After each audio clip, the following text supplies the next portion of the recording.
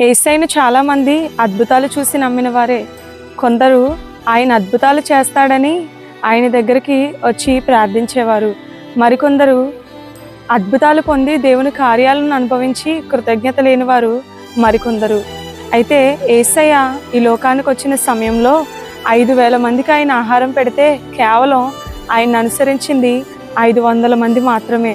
ఆయన శిలువ సమయంలో 12 మంది శిష్యులు ఆయనతో నడిచారు, కానీ శిలువ సమయంలో ఆయనతో నిలిచింది ఒక్కరు మాత్రమే. మత్తయి సువార్త 22వ అధ్యాయము 14వ వచనంలో దేవుడు ఇలా సెలవిస్తున్నాడు కదండి, కాగా పిలువబడిన వారు అనేకులు, ఏర్పరచబడిన వారు కొందరే. ప్రస్తుతం మన జీవితంలో ఒంటరితనాన్ని మనం అనుభవిస్తున్నామంటే దేవునికి మరింత దగ్గర అవుతున్నామని అర్థం. ఒంటరితనంలోనే దేవుడు మిమ్మల్ని దేవునికి దగ్గర చేసుకుంటున్నాడని అర్థం. ఇరుకైన మార్గంలో కొందరే ప్రవేశిస్తారు, విశాలమైన మార్గమే అందరూ కోరుకుంటారు. ఇరుకు మార్గంలో ప్రవేశించడం చాలా కష్టం. ఆ ఇరుకైన మార్గంలో ఎన్నో కష్టాలు, వేదనలు, రోగములు, బాధలు ఇవన్నీ ఉంటాయి.